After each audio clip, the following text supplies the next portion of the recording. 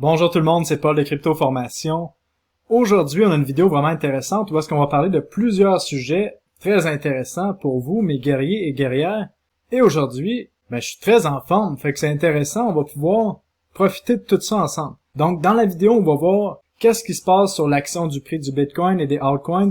On va aussi voir une étrange action de prix lorsqu'on compare le cycle d'Ethereum, Bitcoin et Solana. Vous allez voir des choses assez spéciales qui se produisent. Aussi, on va voir pourquoi les institutions et pourquoi la panique pour acheter va commencer sur les crypto-monnaies à partir de maintenant. Et à la fin de la vidéo, vous et moi, on va parler de quelques sujets intéressants. On va se dire tout haut qu'est-ce que tout le monde pense tout bas. Donc, ceci étant dit, n'oubliez pas de mettre un like sur la vidéo, abonnez-vous à ma chaîne. On a presque atteint les 50 000 abonnés. Et n'oubliez pas de mettre un commentaire parce que j'aime toujours vous lire. Et j'ai une grande nouvelle à vous annoncer. J'ai maintenant un nouveau site web amélioré, paulcryptoformation.com. Ce site web-là va être beaucoup plus convivial que l'ancien. Je vous encourage à tous les gens qui ont acheté une de mes formations sur l'ancien site web à faire votre migration sur le nouveau site web. Je vous ai envoyé un courriel qui vous explique exactement la procédure pour ce faire. Vous allez voir, c'est très facile, c'est en 2 étapes le simple. Et si vous cherchez quelqu'un pour faire un site web, je peux vous référer la personne qui m'a aidé à faire ce site web-là. Vraiment merveilleux, merci beaucoup. Et le courriel que vous avez reçu va ressembler à ça, nouveau site web plus convivial. Regardez la vidéo juste ici qui dure 3 minutes pour faire votre nouveau compte sur le site web. Avant de commencer la vidéo, rappelez-vous que je ne suis pas un conseiller financier, je ne suis qu'un gars dans son bureau qui prend soin de vous, mais qui n'est pas conseiller financier.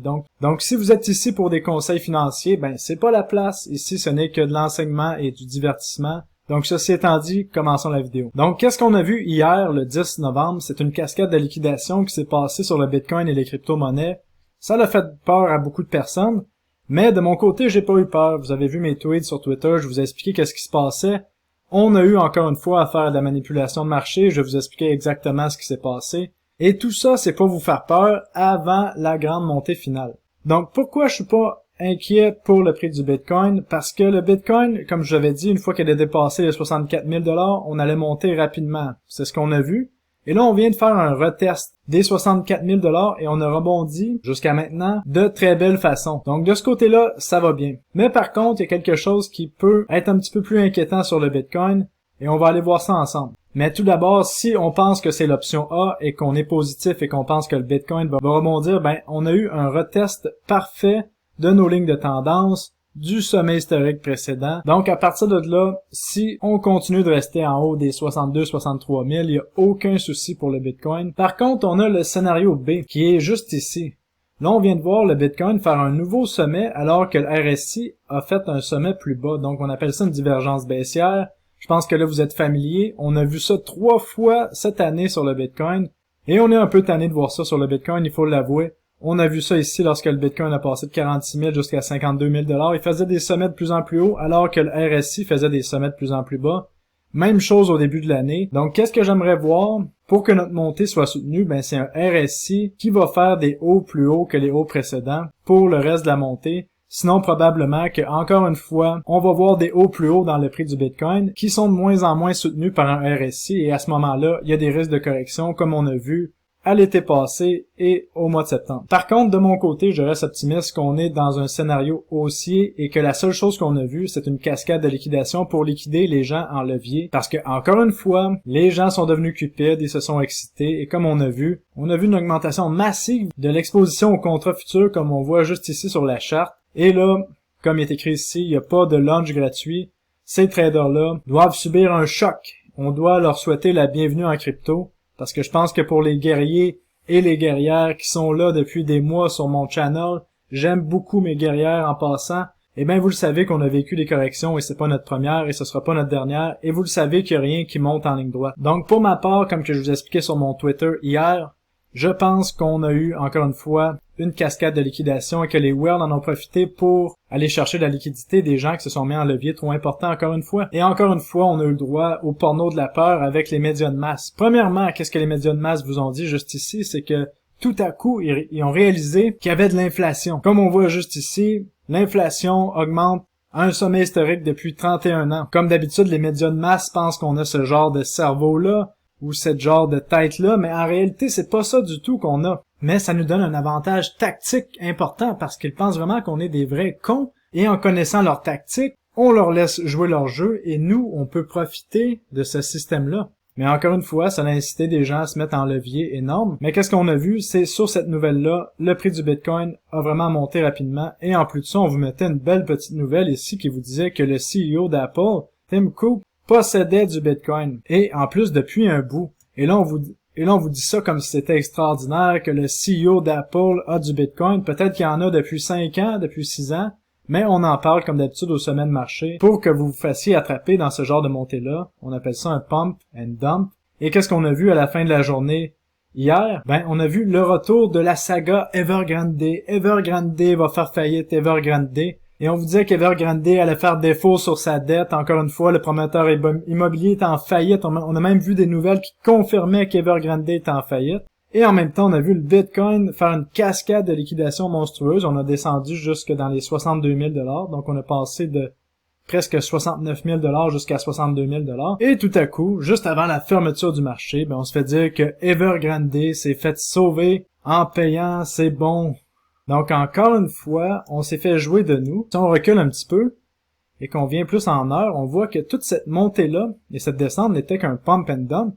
Et si on élimine les données de marché de toutes ces nouvelles ridicules-là, ben on se rend compte que finalement on n'était que dans un canal baissier, comme vous voyez ici. Et tout ce qui s'est passé en haut de ce canal-là n'était qu'un pump and dump, que de la poudre aux yeux, pour nous faire vivre des émotions fortes encore une fois. Et comme je vous disais sur mon Twitter, encore une fois, Evergrande peut dire merci à l'impression monétaire qui va les sauver. Maintenant, toutes les entreprises peuvent être des morts vivants et se faire sauver par de l'argent imprimé à partir du vide. Oh, et d'ailleurs, je sais pas c'est quoi exactement les dates que Evergrande arrive à des échéances de paiement, mais j'ai l'impression qu'à chaque 1 mois ou 2 mois, peut-être, on va avoir une nouvelle sur Evergrande dans les nouvelles qui vont nous dire qu'Evergrande fait faillite, qui finalement Evergrande fait pas faillite, jusqu'au jour où Evergrande va vraiment faire faillite, et là, on va tout être pris par surprise. Mais pour l'instant, pas de panique. Dans le contexte économique dans lequel on est, d'impression monétaire et d'économie artificielle, ben normalement, Evergrande devrait encore se faire sauver la prochaine fois. Et si on va voir le marché des actions, ben comme je vous parlais quand on était dans cette correction-là et que tout le monde disait que c'était la fin du marché des actions,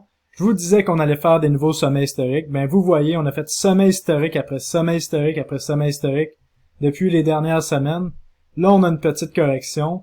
Qu'est-ce qui est normal après qu'on ait monté pendant presque 1 mois en ligne droite? Et vous voyez, ce marché-là des actions est complètement manipulé par la Fed qui imprime de l'argent, qui rachète des actions pour soutenir le marché artificiellement. Donc, à un moment donné, il faut réveiller, il faut allumer, il faut comprendre que les médias sont là seulement que pour nous mettre de la poudre aux yeux. Maintenant, je veux vous montrer un phénomène particulier que j'ai découvert, qui peut-être s'applique à plusieurs crypto-monnaies. En fait, c'est un cycle. Regardez ici, on a la charte du Bitcoin dans la montée de 2013. Vous voyez que c'est fait en 2 paliers. Ensuite, on a eu notre montée de 2017 qui s'est fait de façon plus progressive. Et là, vous allez constater quelque chose de spécial. Donc, vous voyez ici, c'est la même charte. La ligne orange représente le Bitcoin. La ligne rouge représente l'Ethereum. Mais j'ai décalé l'Ethereum de 4 ans. Donc, le cycle qu'on voit ici de la ligne rouge de l'Ethereum en 2 paliers, c'est fait en 2017, alors que le Bitcoin, ça s'est fait en 2013. Vous voyez, c'est à peu près la même chose. On a une montée, on reste de côté, et puis on a une deuxième montée exponentielle.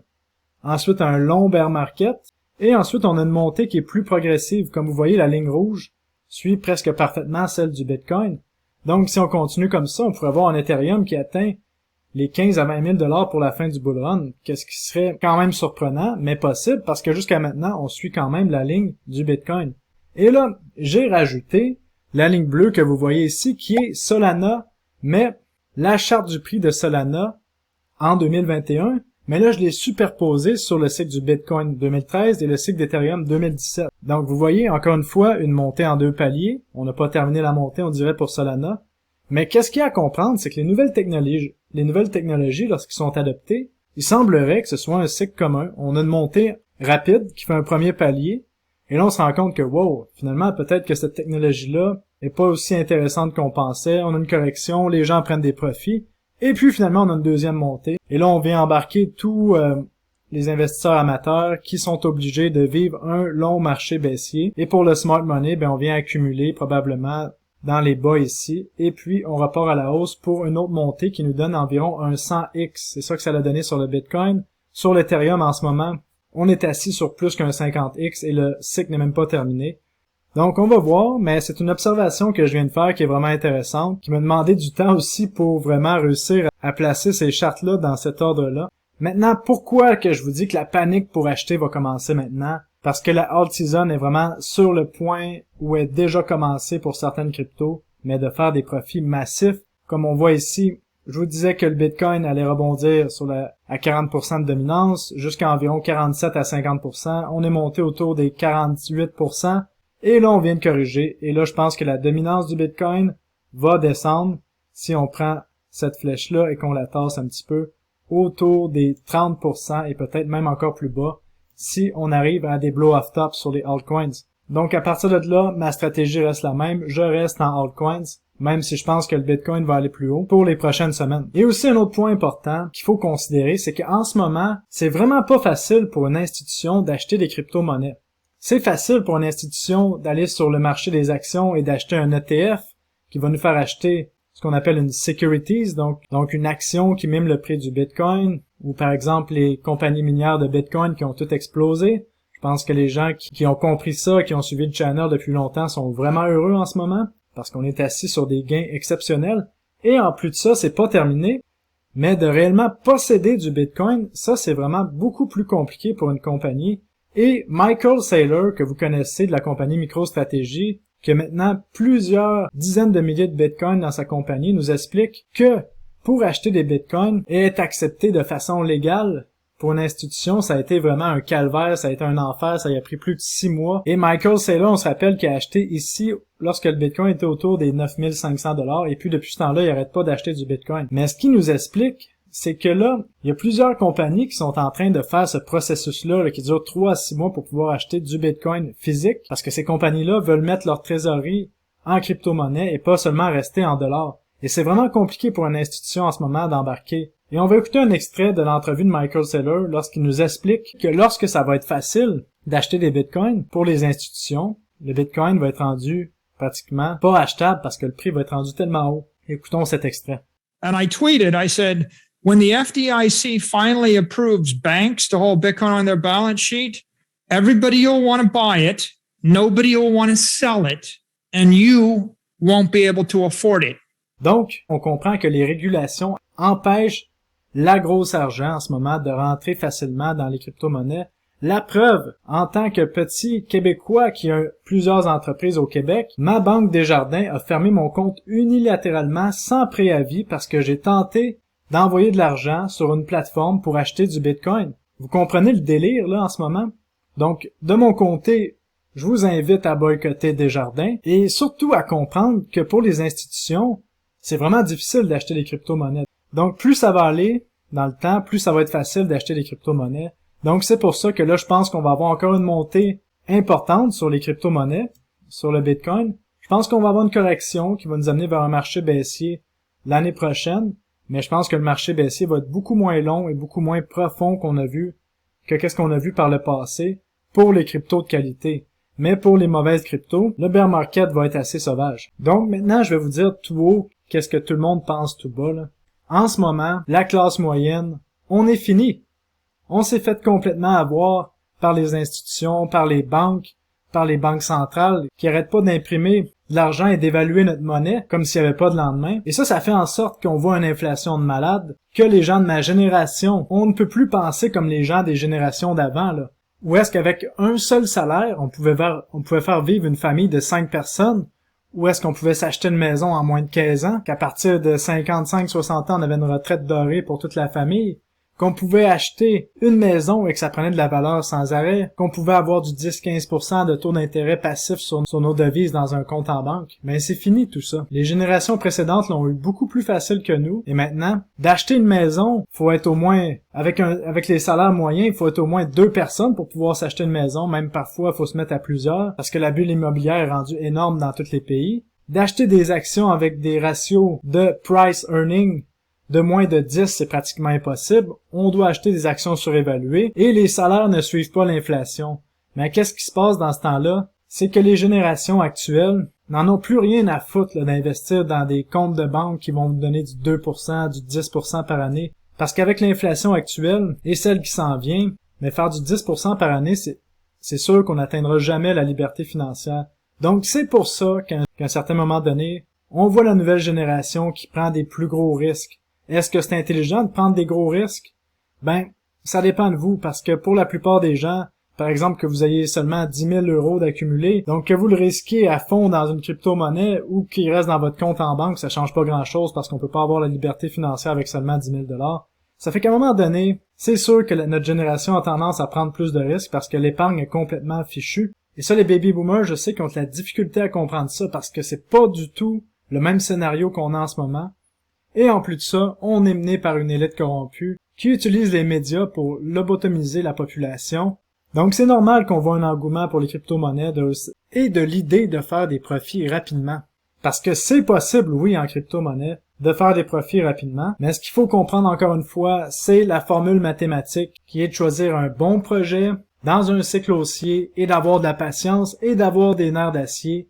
Ceci égale des gains habituellement, c'est ça la formule mathématique. Parce que ça sert à rien de vouloir faire des profits là, en une semaine, à espérer attraper un Shiba Inu qui va vous donner un fois 1000. Pour bâtir un portfolio, ça prend des années, ça se fait sur 5 à 10 ans. Et là, on a la chance de pouvoir profiter d'un marché haussier. Par exemple, si quelqu'un se fait un x5 sur son investissement avec un investissement initial de 10 000 $, il se rend à 50 000 $, il réussit à sortir une partie de son argent, la mettre dans la finance décentralisée, faire du 15-20% d'intérêt sur son argent pendant le marché baissier, et puis réussit à réinvestir son 50 000 $ pour le prochain marché haussier, ben on risque de voir des fortunes qui sont créées. Il faut comprendre que faut être patient, et ça c'est un des points faibles de ma génération, la patience. Et aussi il faut comprendre que maintenant, la génération qui a de l'énergie, qui va amener notre société ailleurs, c'est les gens qui ont 20 à 40 ans en ce moment. Et ces gens-là sont tous sensibilisés à la technologie, on comprend que les choses doivent changer, et ça fait en sorte qu'on est capable d'accepter des changements qui vont être beaucoup plus rapides.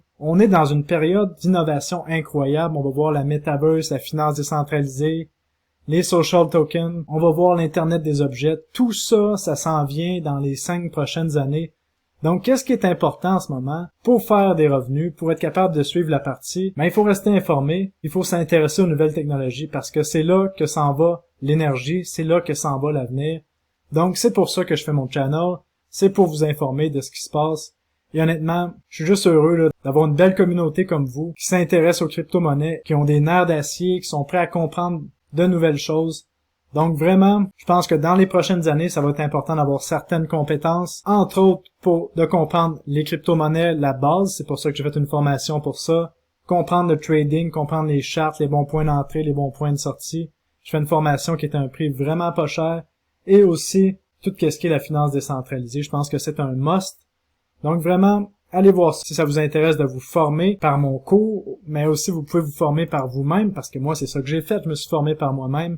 Mais ce qui est important, c'est vraiment continuer de vous former, continuer d'apprendre, et c'est comme ça qu'on va arriver à quelque chose ensemble.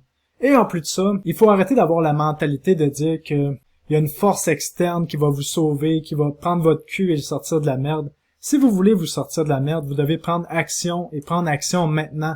C'est comme ça qu'on réussit à faire quelque chose de notre vie. Il n'y a pas de plan ultime qui va venir vous sauver. Il n'y a pas de miracle qui va se passer. Si vous voulez un changement dans votre vie, il faut prendre action. Donc, je pense que c'est ça que j'ai à vous dire aujourd'hui. Donc, si vous avez aimé la vidéo, n'oubliez pas de mettre un like. Et tout le monde, on se revoit dans une prochaine vidéo où est-ce qu'on va parler un petit peu plus de projets, je pense, de metaverse, les domaines intéressants à surveiller. Donc, passez une belle journée tout le monde. Salut, bye bye.